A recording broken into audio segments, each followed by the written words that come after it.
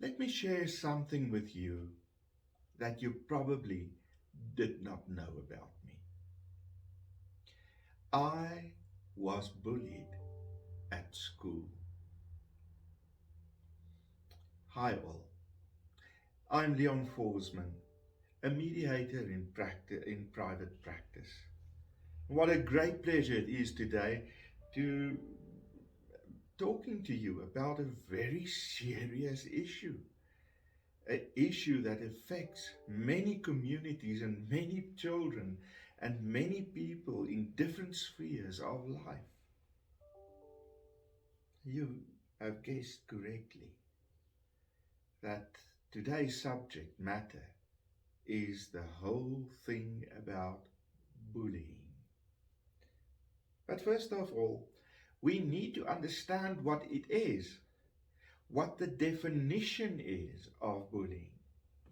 And within the definition that I have chosen, there are three very important uh, things I would like to underline with a thick red Koki or pen. First of all, it's an unwanted, aggressive behavior. Unwanted, the person that is getting bullied never asked for it, never um, was in a position where it would have been warranted that the other person bullies this person. Secondly, it's an aggressive behavior. And aggressive can mean quite a few things. It has to do with an aggressive body language coming out, voice, um, and even physical appearance. That can all communicate that this, what is happening now, is an unwanted aggressive behavior. It can happen in any group. It does not matter whether you are still a student at school. It can happen in your workplace. It can happen even in the family structure. And then the third important thing I would like to underline is that it involves a real or perceived power imbalance. And you will see how that plays out as we go along with our discussion this morning.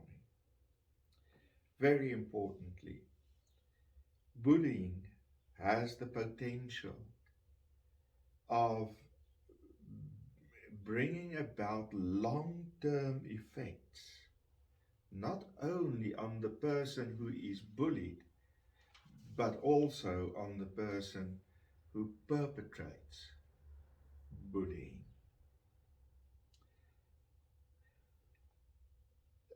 Another key thing when it comes to bullying is not only the power imbalance that it has, but also the fact that there is something of a repetition of the behavior, which is the concerning part in the long run. Having a dispute with someone once off and it's done and dusted is one thing, but being in a relationship where there is bullying, it means that there is also a repetitive aspect to it.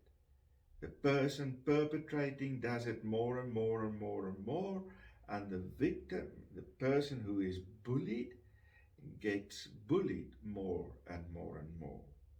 It's not a once-off kind of thing. There are different kinds of bullying, and I'm just going to name but a few. The first one is where we have verbal bullying, and this can take on the form of teasing someone, name calling someone, inappropriate sexual comments made, taunting, threatening to cause harm. in a verbal manner. It can be in writing or in saying. It does not matter. I remember at my school years, it was name calling that was the big driver that I experienced bullying.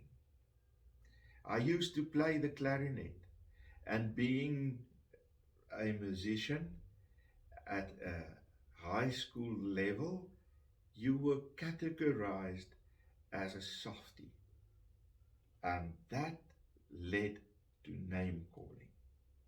The second type of bullying is social bullying.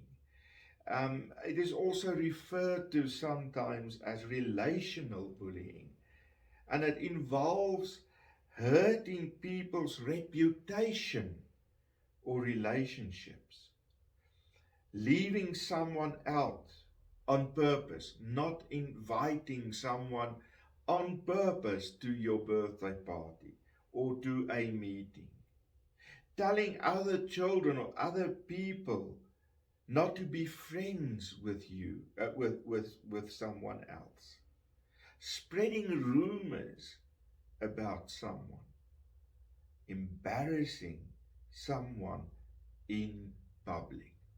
I think social bullying speaks for itself in many ways. There is, however, also physical bullying. And this is where the body of the victim or the person being bullied is hurt, or even their possessions are destroyed. It has to do with hitting and kicking and pinching, spitting, tripping or pushing, taking or breaking someone else's things, making mean and rude hand gestures. Now, dear friend, when we talk about bullying, I think it is very important to understand that there are different role players that in a certain sense encourages or creates the groundwork for bullying to be something that is real and happens to people. First of all, the kid that does the bullying is involved. The person that is being bullied is involved. And in many cases, there are also eyewitnesses. And something that has become quite often and frequent is that some of these witnesses to the bullying used their cell phones to record the process and the bullying. When we look at it from that angle, I think there are a few key issues, key things that we need to do. And the most important of this is not to label the participants in bullying. I made a mistake a few times in our discussion today by referring to the person that is being bullied as a victim. That's one of the words that labels the person that is being bullied and should be not done. But also referring to the person that does the bullying, naming him or her as a bully is also a way of labeling. This labeling sends a very serious message across that the child's behavior, the children's behavior in the situation cannot be changed. So therefore, we are all powerless in addressing bullying. And we know that's not true. but it helps and it goes a far way by not using labels, as I've discussed. Secondly, it leads to labeling leads to the situation to fail to recognize the multiple roles children play within a situation. You see, sometimes it's not that clear cut who is the bully and who is the person being bullied, and who is part of the crowd, and what their roles are. Sometimes the bully, the person doing the bullying, correction, is also sometimes a person who is being bullied by others. So by labeling, we are immediately taking this possibility off the table, that the persons involved in the bullying situation have multiple roles that they play. A disregard, when we label, we disregard other factors that contribute to the behavior, such as peer influences, school climate, home environment, whatever it may be. Instead of labeling people in one or another way, we need to focus rather on the behavior and not the person. In rugby, we call that playing the ball and not the man. And that is something we need to take into consideration here. I have already stated that there are many role players in bullying, and it's not always easy to distinguish between the different parties and what their roles are. Some researchers talk about a circle of bullying, which in a certain sense defines then everyone who is directly or even indirectly involved in the bullying being identified. Even if a child is not directly involved in the process of bullying, a child, person, anyone, they may also be contributing in their behavior to the process of bullying. Witnessing the behavior may also have an effect on the person being bullied or the person that is doing the bullying. So it's an important lesson to learn, important to see what and who and where and when the bullying is taking place, what the roles each child, each person in the circle of bullying is playing. First of all, you get the kids who assist. The children may not start the bullying or lead to the bullying behavior, but serve as an assistant to the person doing the bullying. These children or these persons may encourage the behavior and sometimes join in. Secondly, you get the kids who reinforce the whole process of bullying. These are people not directly involved in the whole process of bullying, but they give an audience to the bullying. By taking, for instance, a video of what's happening, is in a certain sense setting up the stage for the person doing the bullying to do it. He or she is then recorded. It is something that is seen as an accomplishment in many ways. They sometimes support the process by laughing uh, and even engaging in the process. You also get the outsiders. I like to call them the passive audience. They are just there. But for them to be there and be passively uh, part of the crowd is also a way of creating an audience, and an audience creates encouraging the bullying behavior. Therefore, it needs to be looked at very carefully. Kids who defend is the fourth category.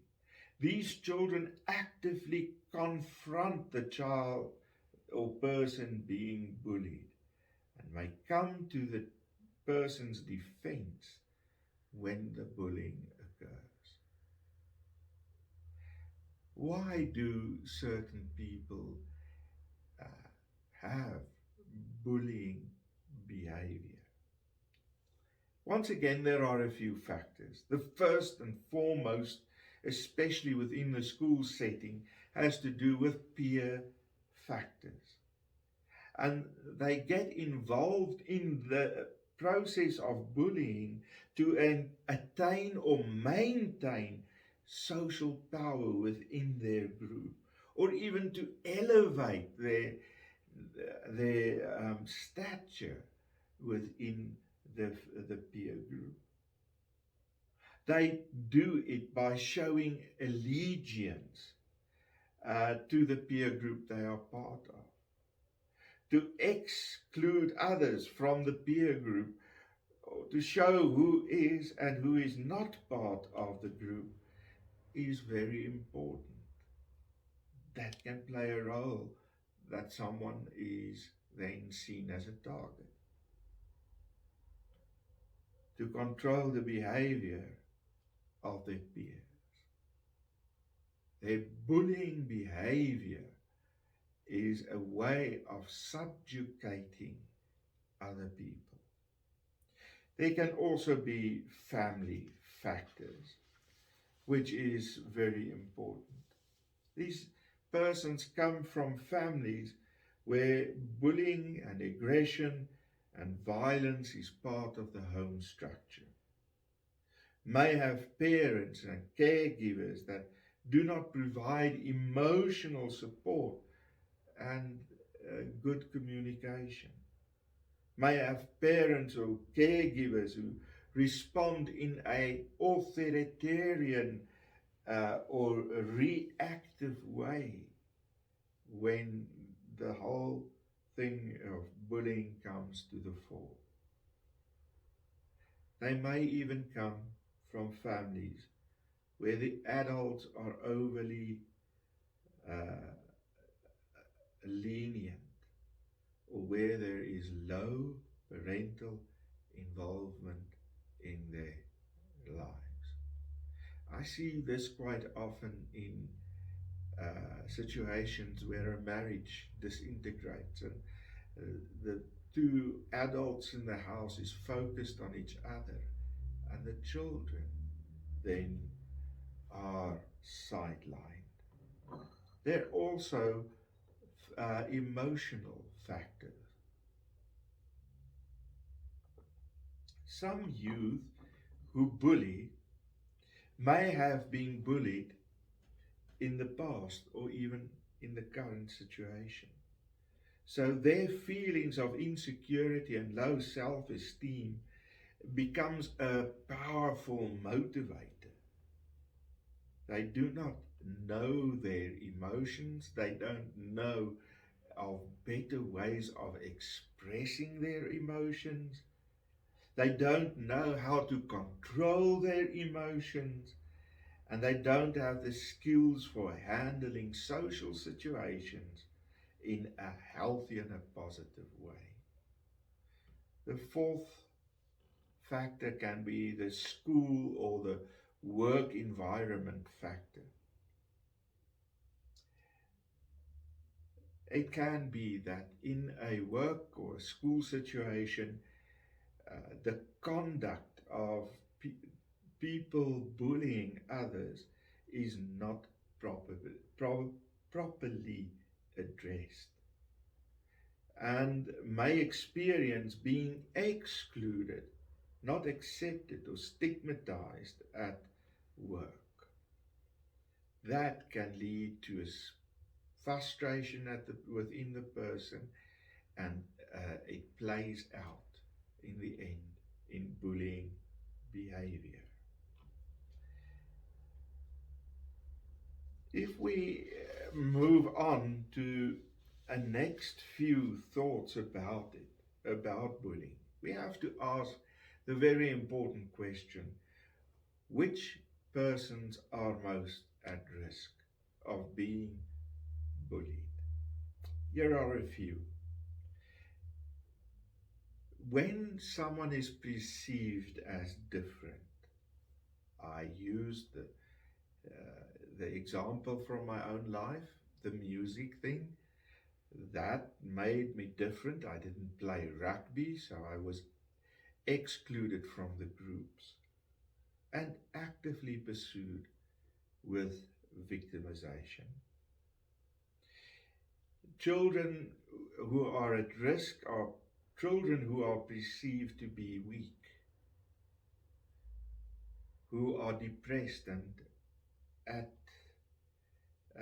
and anxious, have a low self-esteem, are less popular with the peer group and even others, and have very few friends, if any. They do not get along with others, seem as annoying and provoking, or antagonizing others for attention, which leads then that they become bullied. The children more likely to bully others, there are two types, if I may. Well, one of them is those who are well connected to their peers, have social power, are overly concerned about the popularity, and like to dominate or to be in charge of others. On the other hand, more isolated from their peers, and may be depressed and anxious, and have a low self-esteem.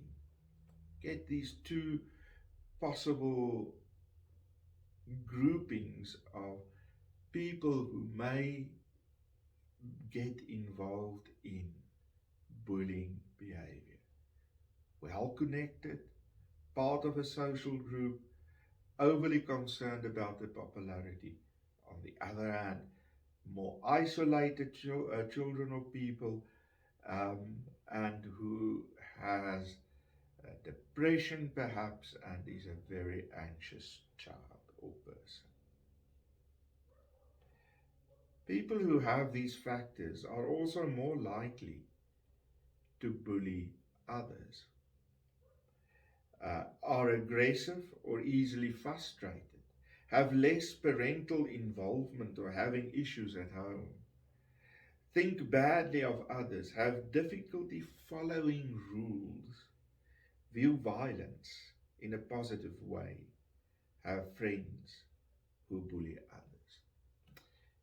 Just by reading and listening to those criteria, factors, we can also deduce who has the greater potential of becoming a bullier, or showing bullying behavior. If you see a child or a person that's very aggressive and easily frustrated, think badly about others, all of those factors can lead us and help us to identify someone who has the potential of bullying. If we have to move on to the signs so that we can identify uh, people who are bullied, especially children. The following signs, I think, help us quite a bit. Unexplainable injuries we see on children, blue eye, a cut, whatever it may be. Lost or destroyed clothing, books, electronics, or jewelry. Frequent headaches or stomach aches, feeling sick or faking illness.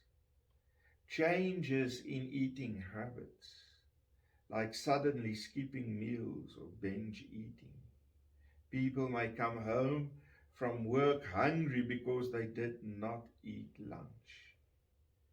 Difficulty sleeping, frequent nightmares, declining grades in a school situation, loss of interest in schoolwork, not wanting to go to school, declining, a sudden loss of friends or avoidance of social situations, feelings of helplessness, decreased self-esteem, self-destructive behavior, such as running away from home, cutting,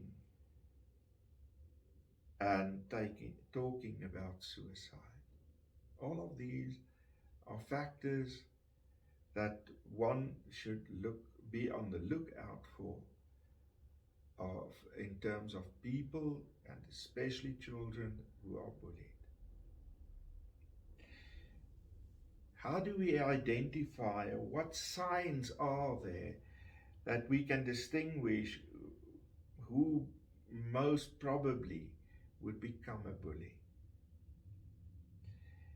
Persons who regularly get involved in physical and verbal fights, have friends who bully others, are increasingly aggressive, get sent to the principal in school situations office or to detention frequently, have unexplained extra money or new belongings, blame others for their problems, do not take responsibility for their own actions.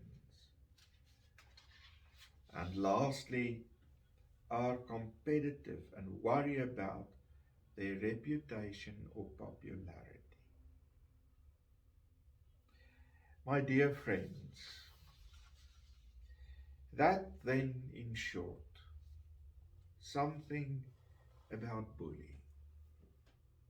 I think the answer, the way we should address the whole situation in school environments and in workplace and home environments is that we first of all should be engaged in learning skills of dealing with other people and relationships. How to deal with conflict in a constructive manner. How to deal with a low self-esteem. We need that kind of training on various levels of our lives, so that we can address this whole big problem of bullying. As you could see from our discussion, it's a much more complex situation than one perceives it to be.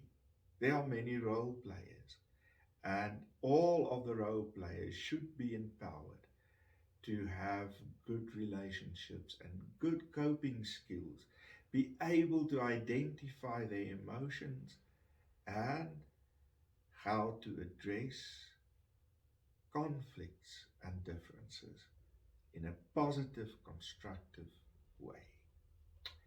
Thank you for your time, and may this day be a wonderful day for you. And I hope to talk to you soon again.